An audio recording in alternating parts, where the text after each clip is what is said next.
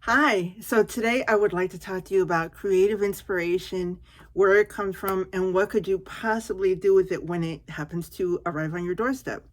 So this morning, between yesterday and today, I've been spending a lot of time working on my July 2022 issue of my magazine DMV Shorts. I'm working on some back issues, doing some research, looking at photos, reading backstories. I'm doing a lot of work on it. And I was going through my publication. I happen to work in Microsoft Publisher for now. And I was going through the pages and I happened to see one page that was blank. And I thought, oh, that doesn't look good at all, because the other pages I have a lot of text, I have images, I have graphics, I have designs, I have photos, I have many different things going on. And one page is kind of sticking out to me, and I said, that doesn't sound right. Let me go ahead and look at it. And when I went to look at it, I was scanning the page and I was thinking, what could I possibly incorporate on that page that I think would make sense? Now, I'm going to turn the camera around so I can show you exactly what I saw. So here I am working in Microsoft Publisher. For the time being, this is the program of my choice to do the layout, the photography, the design, everything related to my magazine. So this is my magazine DMV Shorts. This is the issue for July 2022. And as you can see, I'm just going to do a quick scroll down. These are all the pages that I have. Microsoft shows the layout on the left-hand side. So I happen to be working on this particular story right here. This is what I was looking at, and I said, okay, this is good. I have color, I have design, and when you look at these other pages, there's a lot of color, there's a lot of design, and that's how I prefer it. I like to have a little something on every page, even if it's, something simple. I've got to have something, otherwise I just feel like there's something missing. And so as I'm reviewing my work, I happen to come across this page right here. This is a blank page. We're going to open that up. So here I am. Let's see, I have it set at 33%. I'm going to change it to probably 100 so you can see a little bit better. All right, so here I am on this particular page and I'm just reading through it. And when you look at it from afar, it's very text heavy. It's white. It's just a lot of black lettering. There's nothing really special about it. And I was just thinking, oh my God, what in the world am I going to do with this? And so I didn't reread the whole thing because I don't want to do that. I'm just kind of scanning and looking for something that catches my eye. So I scrolled all the way down, and with Microsoft always gives you the squigglies when something is misspelled. But the thing is, this phrase right here that it pointed out, it's actually not misspelled. It's the proper Latin name for this thing that happens in healthy soil. And I said, oh, that's interesting. Let me go ahead and look at that a little bit closer, because it caught my eye, and I thought, oh, let me go ahead and do that. So what I did was I copied and pasted it. And that's all I'm doing right now. Just copy and paste it. I'm going to go over to a new browser window and just going to pull it up so you can see exactly what I saw here. And I just started reading.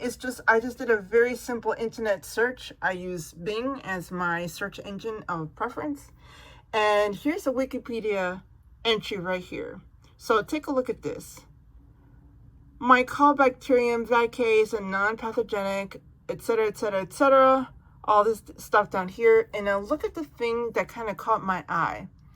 Something about cow dung in Austria. And I thought, wow, that certainly is unique. I don't even know what else is going on with this. I did not know, but it's talking about how the name, oh, this thing just popped up, by the way, how the name has something to do with vaca, which is cow. And by the way, vaca in Spanish is also cow, which is V-A-C-A. In Spanish, it's also cow. And I thought, okay, so they're talking about cow dung, and now it comes from the Latin word vaca. And I thought, okay, this is kind of cool. I'm going to work with this particular phrase from that story that I'm working on, and I'm going to do something really, really cool. So now I went to my trusted design program that I love to use. I love to use Canva. I have the professional license for Canva, and I've been using Canva for probably about 3 years now. And I started working on design with that particular image, with the words in mind, and I'm going to show you what I kind of came up with. So here is the actual spelling of that Latin phrase, Mycobacterium vaccae.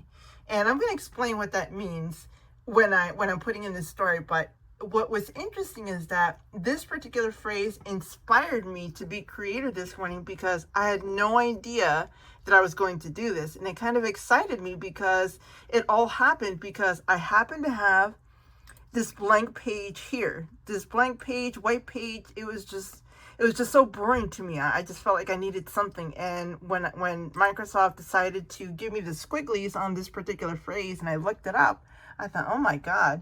And then it brought me over to the whole cow dung thing and everything else. And so I just popped into Canva and I just started looking at stuff. So, you know, you go over here to Elements and you go and you look for whatever it is that you want. I happen to find a search for confused cows, and they have a lot of choices. The choices are cute. They really are. It's very interesting. But I happened to select one that I actually liked. And then what I did was I copied it, but I also changed the coloring on it. So you can do that in many different ways. I'm still working on this design. This is not the finished product, but I just wanted to show you what happens when you have design inspiration. So this is just one example of what happens when you're doing your work, you're just trying to get things done, and then out of the blue, for no apparent reason, this thing kind of hits you, and it's what I call creative inspiration. And I am as creative as can be. It's like my entire life, my entire personal projects, many of my business projects, I'm always incorporating creativity, creative things, creative thought, creative inspiration. There's some aspect of creativity really in everything I do. And I just wanted to make this short video explaining how I was inspired creatively this morning.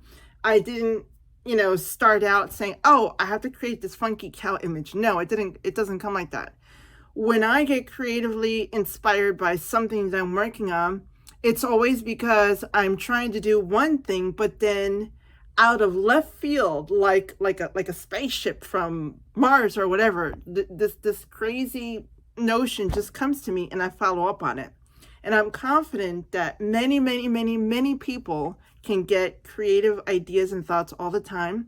But I think that a lot of times I honestly believe they don't allow themselves to, as children do. Children are very innocent and they don't care. They don't have family and parent obligations like we do. They don't have to support your house and pay your bills. They don't have to do all that stuff.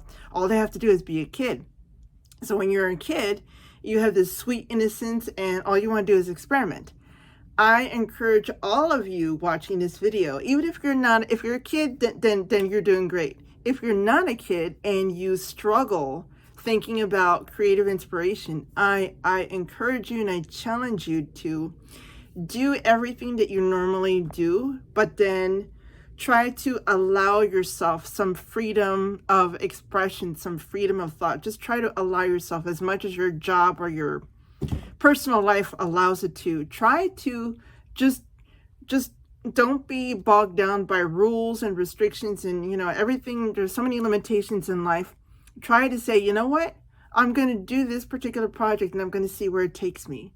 And then I'm confident that you'll find something very interesting and clever the way that I did, and it will just come to you and you'll be like, whoa, I have to go ahead and I have to follow up on that. And I wish you so much luck with that.